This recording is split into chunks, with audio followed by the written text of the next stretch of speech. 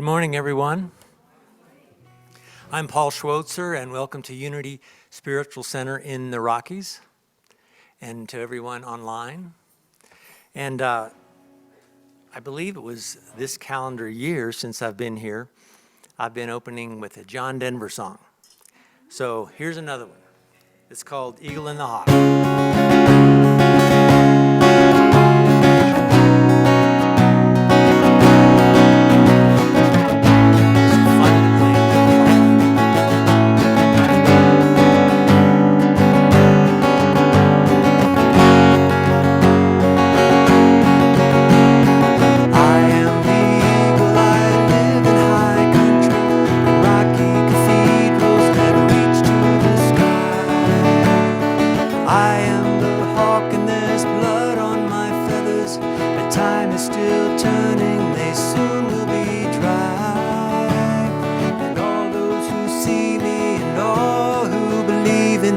Sharing the freedom I feel when I fly.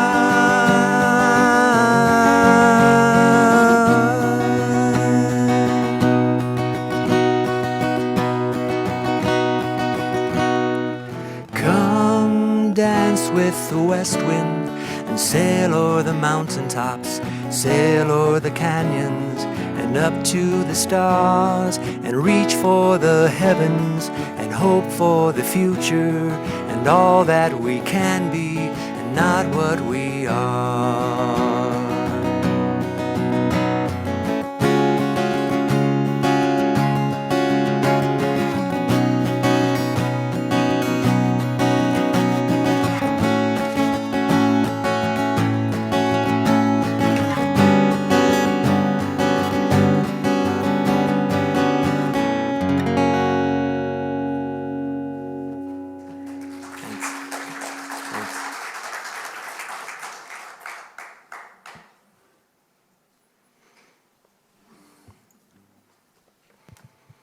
Good morning. I was expecting that song to be quite a bit longer. Good morning to everyone here in our sanctuary and in our Zoom room. Hi, Zoomies. Thank you for joining us today at Unity Spiritual Center in the Rockies. Our guest musician today is Paul Schwotzer, and we say welcome back, Paul.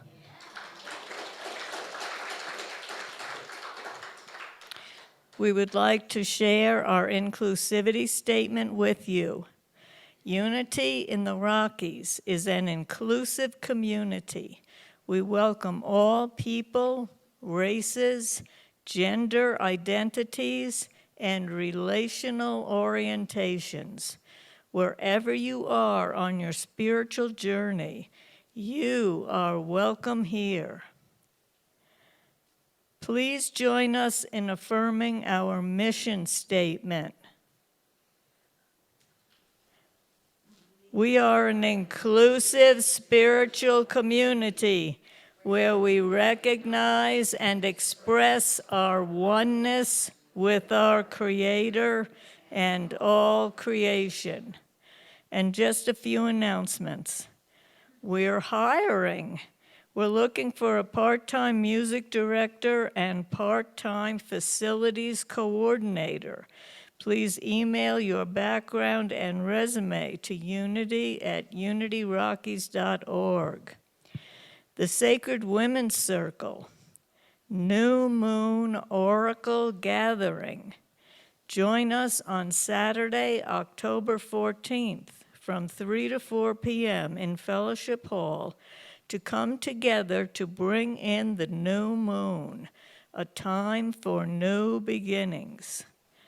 Please see the e-blast for more information. Westside Cares Thanksgiving Dinner Program. As in past years, you're invited to support their annual Thanksgiving dinner program through the purchase of King Super gift cards or to contribute funds for the purchase of gift cards.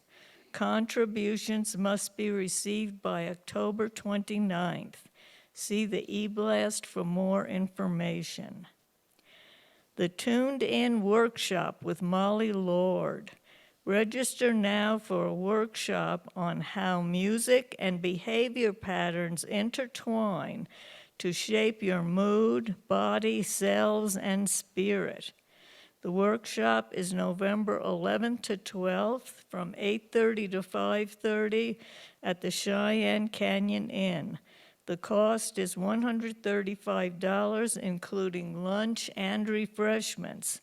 See the e-blast for more information and the registration link. Bingo opportunities. We're looking for volunteers to help us on Wednesdays at Carefree Bingo. For more information, contact Don Turner or see the e-blast. The Unity Spiritual Center cookbook sales. Cookbooks are available to purchase after the service. Stop by the cookbook table in the foyer. And last but not least, welcome to the Light on the Mesa.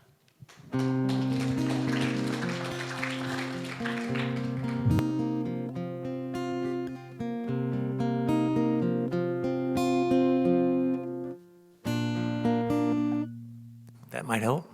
Surely the presence of God is in this place. I can feel the mighty power and the grace. I can hear the brush of angels' wings. I see glory on each face. Surely the presence of God is in this place. Surely the presence of God is in this place. I can feel the mighty power and the grace. I can hear the brush of angel wings. I see glory on each face. Surely the presence of God is in this place. Surely the presence of God is in this place. Good morning, everyone. You can hear me okay. My name is Forrest, and I'm your prayer chaplain, one of the prayer chaplains here. And I will be available to pray with you after the service, along with Charlotte, I believe, Carol. Carol is my co-prayer chaplain. All right. I am reading from Unity's Daily Word magazine for Sunday. Practicing gratitude deepens my experience of prosperity. My life may be full of blessings, my family, friends, my home, my memories and experiences. But it can be easy to take it for granted if I focus more on what I'm missing rather than what I have. Being thankful, expressing my gratitude for my good, opens my heart, but it also opens my eyes to the many ways I am prosperous. I count my blessings, pausing to give thanks for each one. The more often I do this, the more feelings of gratitude fill my heart, crowding out constricting feelings of scarcity, fear, or envy. From the serenity I feel in my heart to the peace that calms my mind, I am prosperous. As I greet each day with a prayer of thanks, my blessings abound. And from Psalms, they feast on the abundance of your house, and you give them drink from the river of your delights. Psalm 36:8. Also, Carol and I will be available to pray with you after the service, and you may have noticed Teddy in the back room, the prayer room. I got it all prepared for us. It's a nice private place where you can sit and pray with your prayer chaplain. And I will be back there, and Carol will be up front here. So please come and enjoy the privacy of the little prayer room in the back. And thank you very much. I believe I have said everything I needed to say. All right. Have a wonderful service.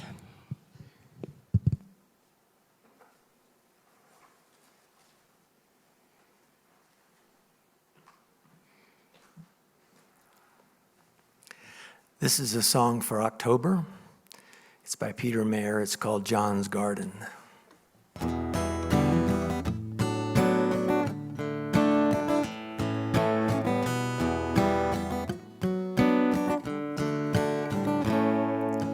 Farmer John wandered back, and when he reached the pumpkin patch, began to speak.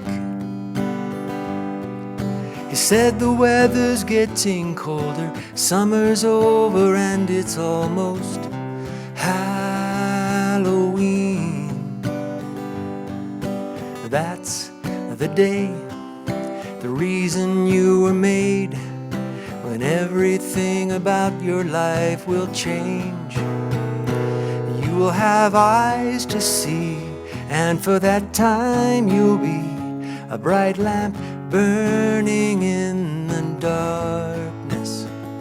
Remember that candle shines for only the briefest time in a jack-o'-lantern, a jack-o'-lantern's heart.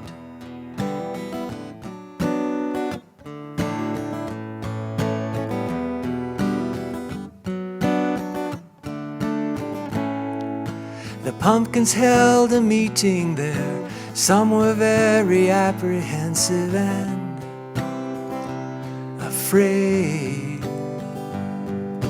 Could this really happen to us? What could be the meaning is what they were saying. This is home. It's all we've ever known. Then one bold, outspoken pumpkin spoke. He said, I don't need eyes to see. Sounds like a lie to me. I like it just fine here in John's garden. Remember that candle shines for only the briefest time in a jack-o'-lantern, a jack-o'-lantern's heart.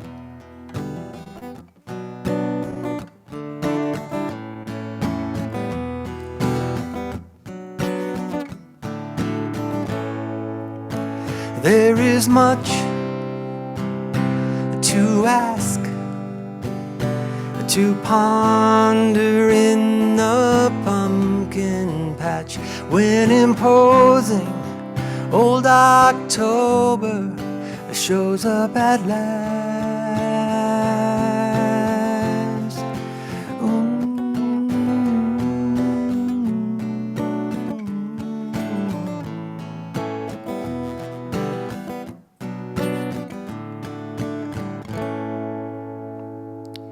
Then a pumpkin from the farther end, who had been silent until then, over the commotion said, what would you rather have, my friends? A chance to shine, or die here on the vine? The better way is very plain to me. You will have eyes to see, and for that night you'll be a bright lamp burning in the darkness. And maybe that candle shines for only the briefest time in a jack-o'-lantern's heart. Oh, but one goblin's smile will make it all well worthwhile. You know, we might even see the starlight. And knowing that time is brief makes it that much more sweet when and you have a jack-o'-lantern, a jack-o'-lantern's heart.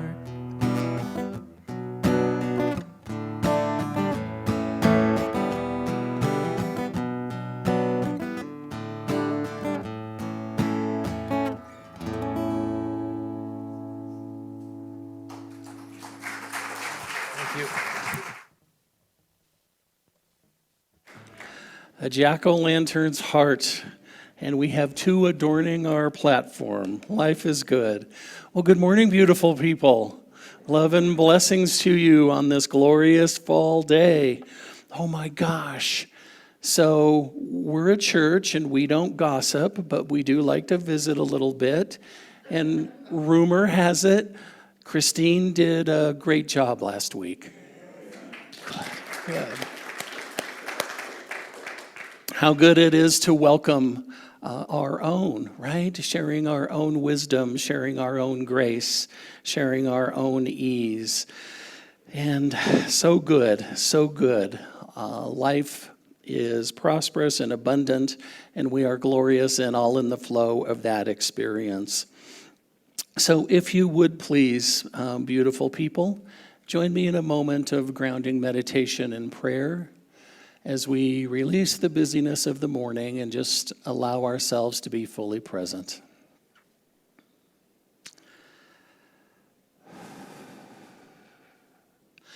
How good it is to be in the silence, for that is where Spirit is most fully able to communicate with us in our human form. So I welcome the silence. I bless the silence. I recognize the power and the grace that is the quiet.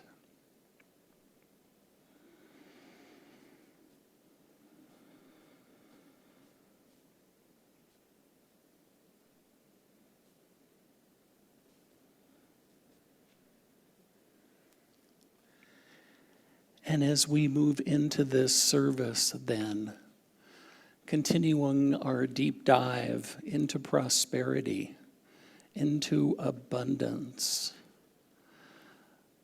calling it in all of its forms into physical manifestation, into the lives of all within the sound of my voice. I know that that is our natural state.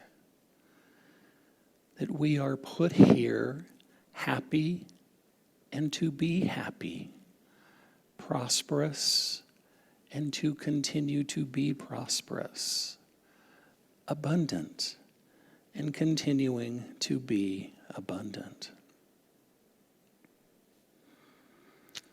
So I bless this service in all of its forms, all of the messages, the music, the participants, all of the many hearts and hands in service on this glorious first day of October. Taking just a moment to feel in to that support.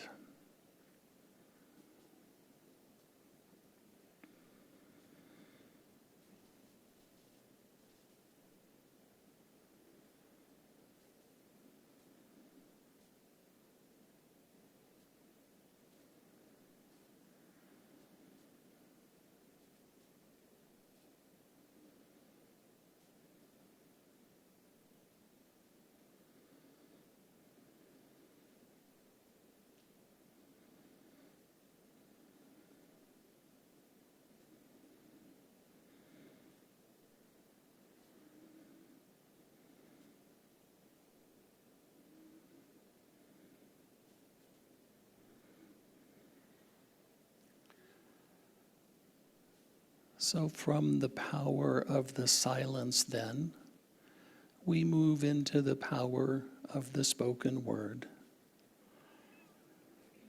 And as we transition into this piece of our sacred service,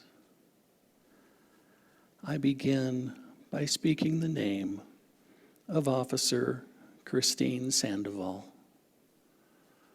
who gave her life in service to our community, that we may be safe, that we may be secure, that we may be able to gather in our homes, in our houses of worship, in our sacred outdoor spaces in peace. We bless her on her continued soul journey, and we hold the bruised hearts of her family, her colleagues, and her friends, knowing for them peace, compassion, and great love.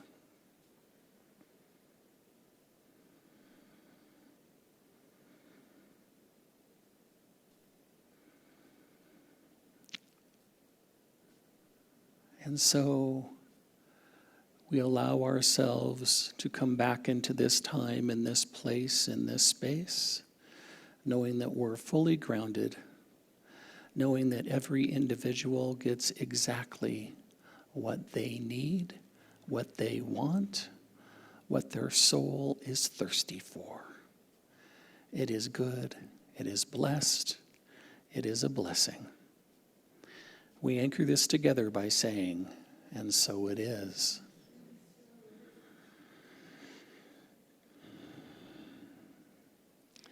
And so, my friends, as we move forward on this day, many are wearing the color yellow. The color yellow speaks to us in a number of ways. I know you missed me. So what we know, the color yellow corresponds to the solar plexus, the stomach, the liver, the gallbladder, and the pancreas.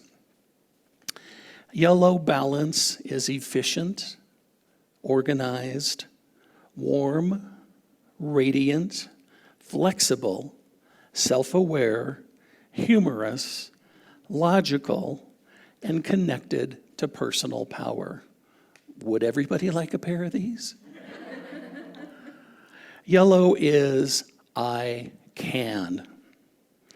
This color relates to acquired knowledge. It is the color which resonates with the left or logic side of the brain, stimulating our mental faculties and creating mental agility and perception. Being the lightest hue on the spectrum, the color psychology of yellow is uplifting and illuminating, offering hope, happiness, cheerfulness, and fun. In the meaning of colors, yellow inspires original thought and inquisitiveness. Yellow is creative from a mental aspect. It's the color of new ideas, helping us find new ways of doing things. It is the practical thinker, not the dreamer. And that is what we know of the color yellow. Speaking of yellow, and speaking of glasses, Rick scans the news for me via social media on a fairly regular basis. And we're driving to church this morning, and he says, 41 years ago today, the original episode of Cheers aired. I'll raise a glass to that. And the thing that I remember most about Cheers is it's a place where everybody knows your name. I know. And that is one of the many things that drew me to this beloved community. It is the connection, it is the camaraderie, it is the love, it is the care, it is how much you know each other and how you are so gracious in getting to know us. It is where everybody knows your name. and I'm getting to learn a few more each week. So thank you for your patience, and thank you for that great love. And speaking of knowing everybody's name, I'm going to give you a shout out, my friend. Richard Anthony was here last week, happened to spend a few days this week in the hospital, and he's back with us again today. So welcome back.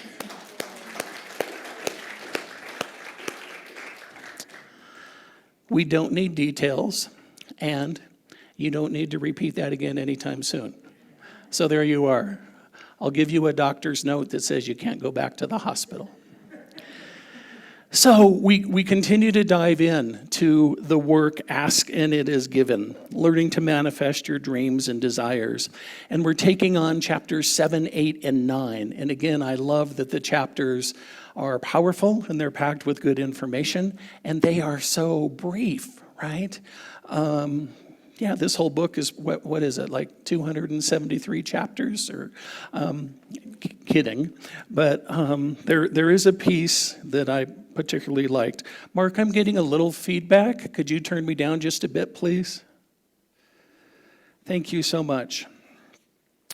The encapsulation, the Cliff Notes version of these 3 chapters for me speaks to you focus the energy when you speak, when you write, when you listen, when you are silent, when you remember, and when you imagine. You focus it through the projection of thought. So through every waking and non-waking hours. And I particularly love this analogy. Like the sculptors who, with time and practice, learn to mold the clay into precise desired creation, you can learn to mold the energy that creates worlds through the focus of your mind. And like the sculptors who with their hands feel their way as they recreate their vision, you will use your emotions to feel your way to well-being. So what I know is Esther Hicks has shared with us that Abraham is 9 entities. And that kind of, as powerful as that statement is, it feels like a statement created by committee. So, all 9 of those Abraham elements wanted to have something to say in there, right? And our shorthand for that within unity, within New Thought, is what we think about, we bring about. So what we are thinking in any of those areas, whether we're speaking it or just thinking it or we're writing it or we're sharing it, whatever we give our attention to helps set our intention. So I've referred to my time and Up With People a number of times, and my second year, the opening song for the second half of the show is called Hook Up the Power, People Are the Energy. And it just talks about that. Hook up the power, everybody's a generating station, turn it on and feel the vibration. So what is your vibration? What are you offering? What are you attracting, right? Because we know that wherever we're vibrating is what we're going to call in, either consciously or unconsciously. So if I'm thinking, another Monday, the Broncos lost again, the Buffs lost again, whatever my downer is, that's what I'm going to get more of. And it's kind of an interesting thing. And the other thing that we know, the other end of that energetic spectrum is whatever we consciously ask for is what we're calling in. And that we miss, as the hockey great Wayne Gretzky tells us, you miss 100% of the shots you never take. So what are you not asking for? You're too polite. You're too old, you're too young, you're the wrong gender, you were told you can't have that. What are you not asking for because of the race consciousness thought that somebody planted in you? It's not the truth of who you are. Hicks is very clear. We can have anything we want as spiritual beings having this human experience. If you don't ask, how can you receive? So let go of any of the limitations that you've been arguing for yourself. So Rick and I had the glorious experience on Friday of going to Casa Bonita. I know, it was an awesome experience, very, somewhat different than it was before. A couple of the highlights for us: it was much cleaner. Thank you, thank you, thank you. The triple Virgo in me didn't have to get out the white gloves, so we were grateful for that. The food was a little bit better. This from my beloved who grew up in Boston, who still doesn't understand the concept of Mexican food to start with. But it was okay. He was able to finish his meal. And, you prepay now, so it's basically $50 a person. And that's for the meal and all tips and all the sopapillas, makes it worth it in and above itself. But the point is, you pay in advance, and then when you walk in, they ask you to place your order from the 6 or 7 or 8 menu items. Now, if I was to walk in and say, oh, I don't care, what do you recommend? Pick something nice for me. This beautiful young soul that's taken the order and trying to process as many people as they can is going to think I'm out of my mind. So I get to speak my truth. Do I want tacos? Do I want something al carbone? Do I want pork? Do I want enchiladas, or do I want a relleno? I get to make my choice. And then I get to tell her what I want with the clear expectation that that's what's going to be delivered to me. So, what do you want? My sense is, going out on a limb here, but I'm going to say, everybody in the congregation and all of our colleagues and friends on Zoom, everybody's been to a restaurant at some point in your life. And when you walked into that restaurant, I'm guessing you didn't sit down and say, I kind of like everything on the right side of the menu, but not anything on the left. We know that's not how it works. We get to sit down, we get to explore the choices, right? We get to consciously know what is in front of us, and then we get to call in what we want. What if life is a menu? What if we get to say, these are the human circumstances. I know I'm much more than the circumstances, and these are the circumstances in this moment, and my choices are this and this and this and this and this. And if that's new information for you, my friends, I will underscore that. We always have choices. Always. We may not like the choices that are in front of us, or we may be limiting ourselves to what we think our options are. We always have choices. So I'm reminded, saw something again in the news that Coors is celebrating its 150th anniversary this month. What does that look like? What does that look like for somebody that started as a small regional brewer, became this worldwide behemoth through a number of different measures? And what did that mean for them? How did Coors survive in the United States during Prohibition? Alcohol was illegal, and Coors persevered. How did Coors persevere? They did what they needed to do in working with government entities and working with healthcare entities. They kept the brewery going full force during Prohibition, making all of this beer, making this alcohol, and they invented a process to literally skim the alcohol off of the top of this liquid that they were making so they could still sell near beer. And they created a new market for alcohol that they sold to healthcare facilities. So there you are. everybody benefited, except maybe the prohibitionists who wanted to put, all the people making alcohol out of business. But they knew what was theirs to do. They knew what they wanted. They created They created an option that benefited many people.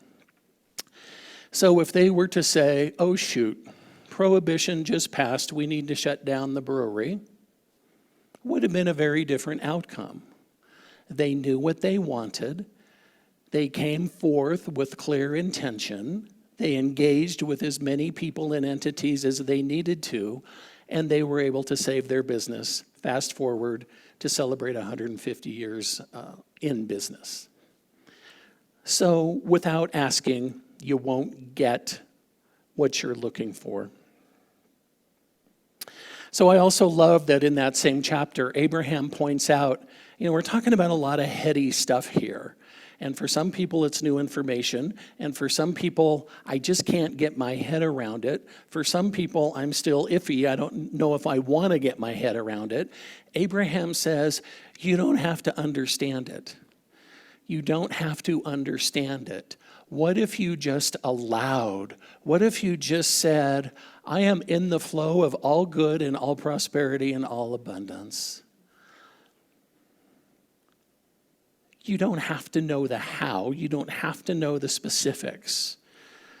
Abraham encourages us to move toward a state of allowing rather than yes, but, or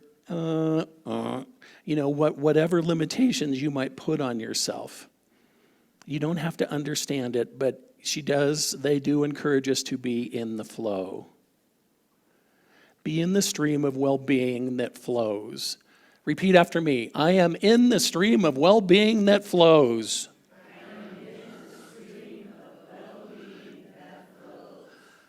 Yeah, feel that. Own it. In chapter 8, Abraham starts talking about GPS. They talk about it as global positioning system. I happen to refer to it as God positioning system. Anybody ever used a GPS on your phone in the car? Yeah. When I was in the corporate world traveling and way back in the day, used to get Hertz rental cars, and they had what they called a never lost system. It was one of the first iterations of GPS, and it was on a wire cord, right, coming up from the passenger side.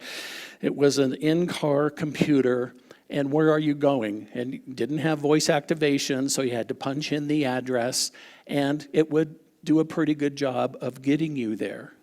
And that was GPS. And that was an early iteration. And what Abraham invites us into with GPS is that it's all about the vibration of what's being transmitted and what's being received. Again, what is the energy you're putting out? What is the energy you're calling in? Abraham says feelings are indicators of where you're at with regard to your alignment with source energy, whatever you call that. God, Jesus, Buddha, Mohammed, higher power, Mother Nature. So whatever you're feeling, that's indicators of where you are in your alignment with your interpretation of the divine. I also really appreciate that Abraham says it's possible to be off kilter, maybe a little bit more than slightly off kilter, and it is not possible to be completely out of alignment. There is no way for anyone or anything to be separate from the divine, and that would be separation. So think about those feelings. As I share with you pretty regularly, I love working with couples that are getting married and supporting them through the process. And some I have a 10-minute phone call. I see them a year and a half later, and it's awesome, and we're all on our way. And I did a wedding last night at the Masonic Lodge on the 16th Street Mall in Denver, the old Masonic Lodge. It now has a bunch of different retail entities. And this beautiful couple had been working with me for 18 months. She identifies as Catholic, he identifies as Jewish, and they are soulmates, and they're meant to be together. Nothing to do with either one of those religions. They both have a little bit of power and control stuff going on. So what they offer in my honorarium is that I will create the whole service. And one of the few couples who needed to see the whole service, that's absolutely their right, I shared it with them. And then they proceeded to change their vows, to change the scripture, to change the ring blessing. And again, that's absolutely their deal. And they were very clear, we want these vows exactly as we're giving them to you. Great, I know how to read, I can do that. We want this scripture exactly as we're giving it to you. I'm like, great, that's awesome. And then it took us a few months to work through the end of the ceremony, right? So traditionally, I will say, congratulations, you may kiss and seal your marriage. And ladies and gentlemen, it gives me great joy to present to you for the first time, Mr. and Mrs. Gershkowitz. And that was fine with them, but they also wanted to add the smashing of the glass from the Jewish tradition in honor of Alex and his family. So when do we do that? Do we do the kiss and then the glass and then Mr. and Mrs.? Do we do the glass and then Mr. and Mrs. and then the kiss? And it took us a long time to work through that process. And then I was talking to the planner before the wedding, and she said, well, they're very specific in what songs we play and when we play them and how we play them and when they want you standing. And I'm like, that's great. I love that they're that highly conscious. So they were asking for exactly what they want. And once they got into the space, all things being considered, they're a young couple in love. And so they were spending more time looking at each other than they were making sure that all the music was cued appropriately and that I was standing where I was supposed to be at 5:26 p.m. And so I lean into the fact that all of that planning allowed them that flexibility. They were able to share exactly what they wanted and needed. All good, all appropriate. And then through that planning, they were able to move into that space of flexibility. So feelings are indicators of alignment with the divine. Rick and I had another powerful lesson in experiencing that this past week. We had one of our cars stolen. So Rick was at the mall doing what Rick does and what Rick loves to do. And he arrived at 3 p.m. He went into the mall to do what he was doing. He came out at 4 p.m. and the car was gone. And so he calls me and he's just a little bewildered. And he said, I think my car was stolen. And me being who I am, I love you. And are you sure you didn't park it somewhere else? And he always parks in the same place, and he always locks the car, even when it's in our garage. So long story short, I go over to meet him, and we talk to mall security. And P.S., Dawn and Beth and board and team, I have a newfound appreciation for security cameras. This sweet security officer, Rick is asking her questions, and she said, oh, well, we have lots and lots of security cameras, but our server is down, so cameras 1 through 30 are unavailable. And so, yeah, thank you for everybody who worked on our security system. So I pick up Rick, we make the police report, and we're riding home, and I'm figuring out how can I be supportive, and what does this look like, and what do we do? And, this amazing being, completely out of the blue, says, okay, universe, surprise and delight me. Is that awesome? I mean, I wish I could say that I say it. I wish I could say I prompted that. I have shared with you that he has followed Abraham longer than I. And that is the feeling, that is the indication of his alignment with the divine. We couldn't have gotten wound up in whatever was left in the car and what do we have documentation for and what are we going to do and do we have the coverage and and he's in the place of this or something better. Make it awesome. So that is what I share with you by way of feelings being an indicator of where you're at in your life. And speaking of Rick, I also wanted to acknowledge his participation as a facilitator for our AIP groups, as well as 7 or 8 other folks that have all been convening groups these past weeks as we've been talking about this work. So would any of our AIP facilitators who are in the room and online, please stand and be acknowledged. We're grateful for your help and for your good work. We have Beth and Carol in the room.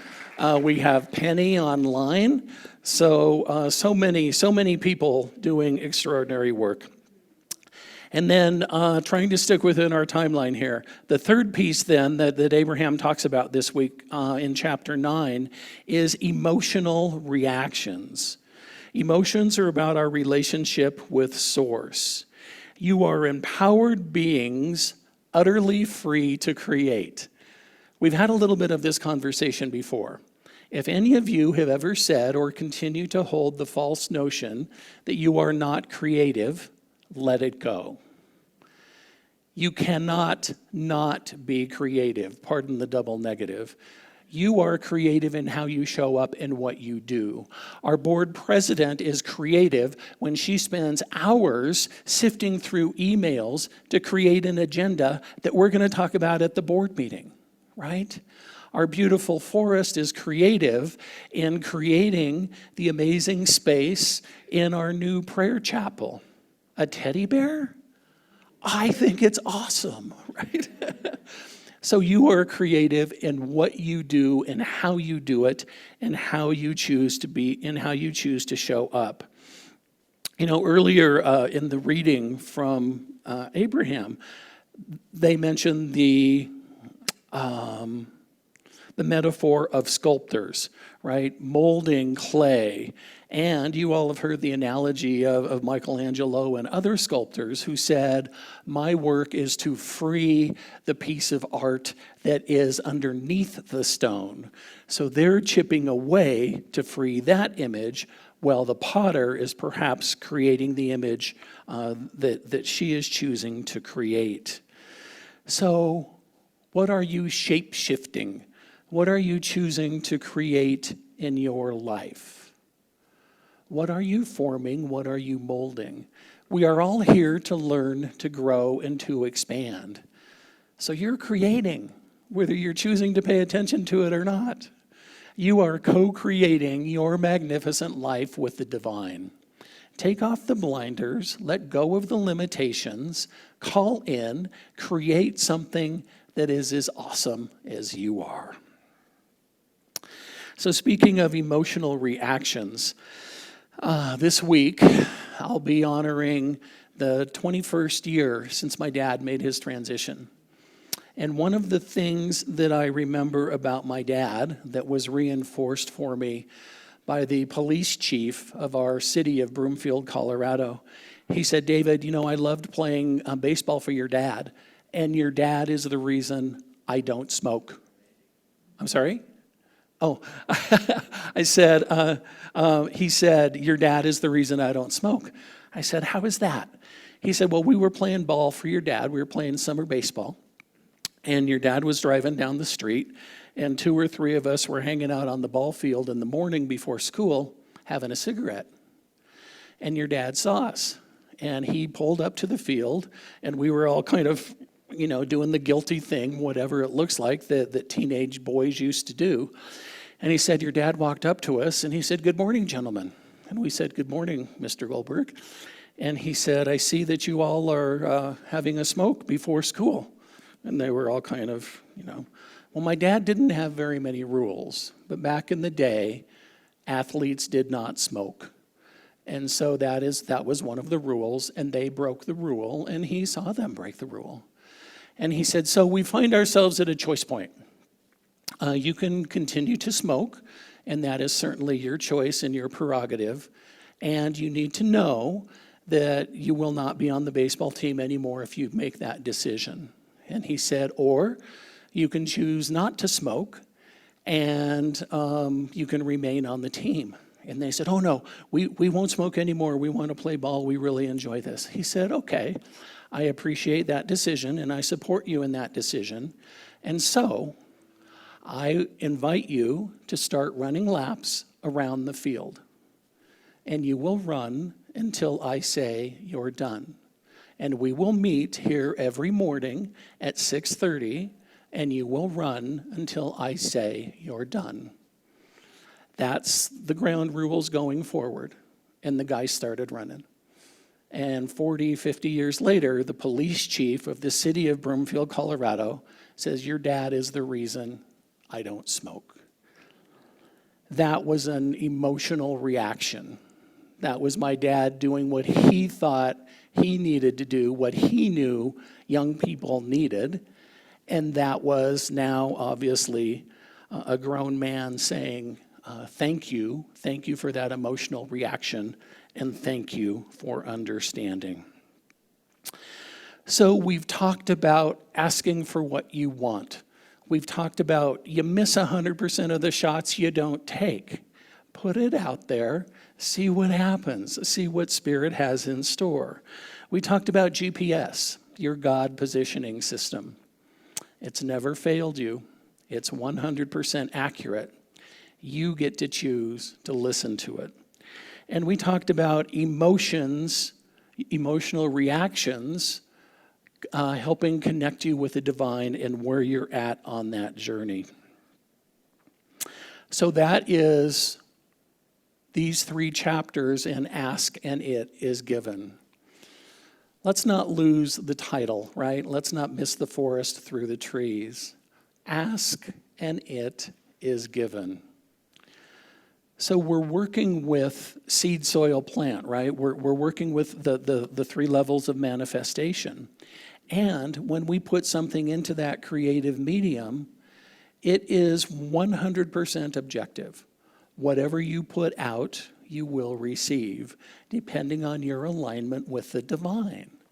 And I've used the analogy before, and Rick makes fun of me every time.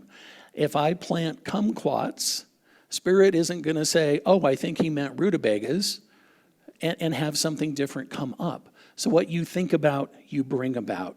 What are your emotional reactions in that regard? So that's what I invite you into this week. I invite you into that conversation with your small group. I invite you into that conversation with your beloved and for those who are closest to you. What do you think I'm calling in? How am I showing up? What is manifesting in my world that I may or may not be aware of? And what are we calling in? And I invite you into the words of Abraham, as paraphrased by Rick. Universe, surprise and delight me. Join me in prayer.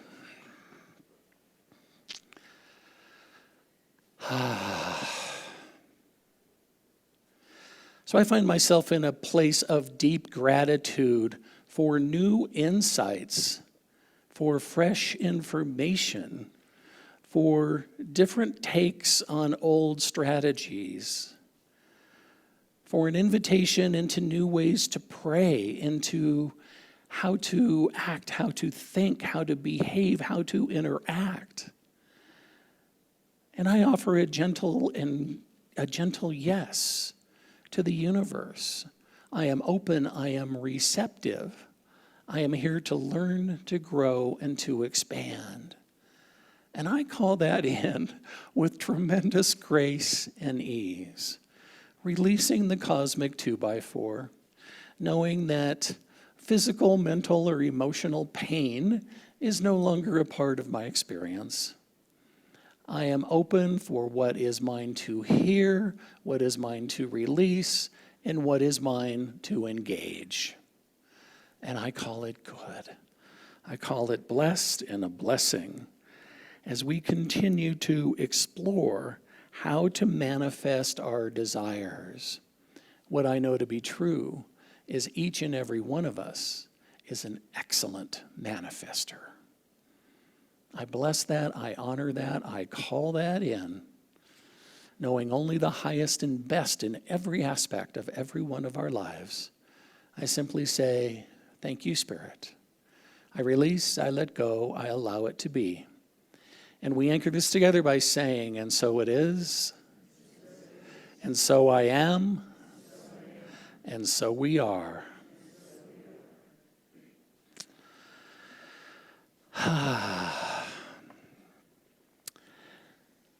The first Sunday of the month. We get to be together 5 Sundays this month. Yay! Oh my gosh, how exciting it is. So at this point, I would invite our ushers forward, please. This is our time for conscious giving. And we just bless your time, your gifts, your talents, the money that you offer us, knowing that we take it seriously, we pay attention, and we do everything that we can to maximize that, as we know that you too are blessed, and that for everything you give and offer, that it is returned manyfold to you. Please join me in our prosperity affirmation. Divine love, through me, blesses and multiplies all that I have, all that I give, and all that I receive.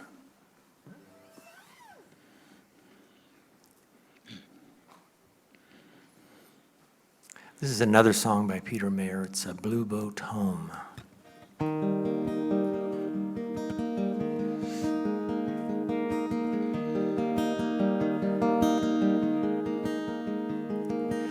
Though below me I feel no motion, standing on these mountains and plains, far away from the rolling ocean, still my dry land heart can say, I've been sailing all my life now, never harbor or port have I known. The wide universe is the ocean I travel, and the earth is my blue boat home.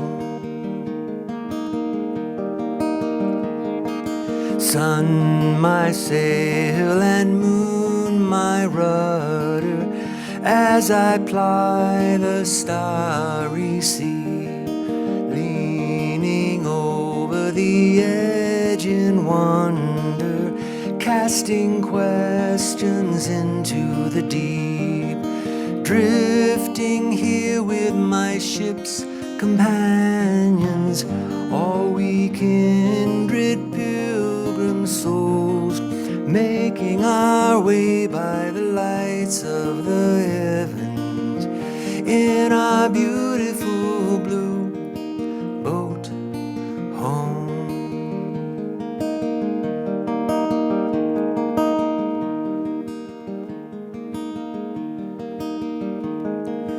I give thanks to the waves upholding me, hail the great winds urging me on, greet the infinite sea before me, sing the sky my sailor's song.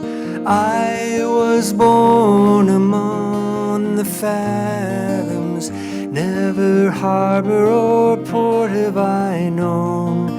The wide universe is the ocean I travel, and the earth is my blue boat home. The wide universe is the ocean I travel, and the earth is my blue boat home.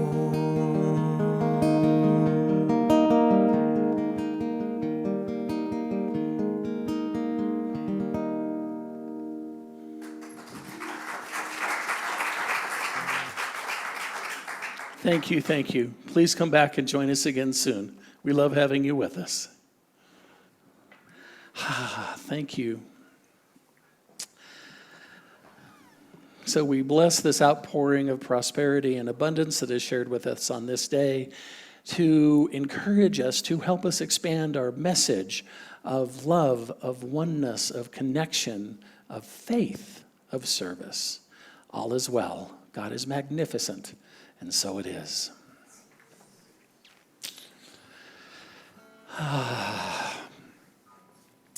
And as we continue to offer our blessings, please, let's offer our blessings to the children of this community and of the world. Let's get the energy flowing as we join in that affirmation.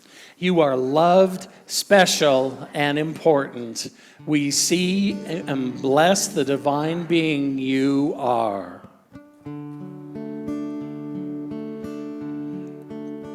You are the face of God. I hold you in my heart. You are a part of me. You are the face of God. You are the face of God. I hold you in my heart. You are a part of me. You are the face of God. And that is what we know to be true, not only for the children of the world, but for each and every one of us. So as we move forth into this day, into this week, my friends, I just invite you to continue to let your big, bright, brilliant beam of yellow, radiant light shine. You are blessed and you are a blessing. Please join me in our prayer for protection. The light of God surrounds us. I am that light. The love of God enfolds us. I am that love. The power of God protects us.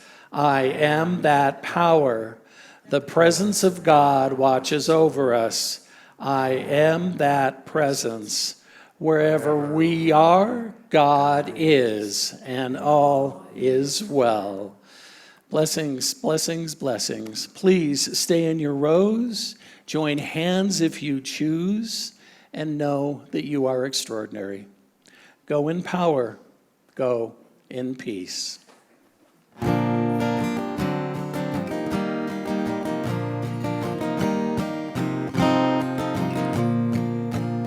go. Let there be peace on earth, and let it begin with me. Let there be peace on earth, the peace that was meant to be, with God our Creator. We are family. Let us walk with each other in perfect harmony. Let peace begin with me. Let this be the moment now. Let every step I take, let this be my solemn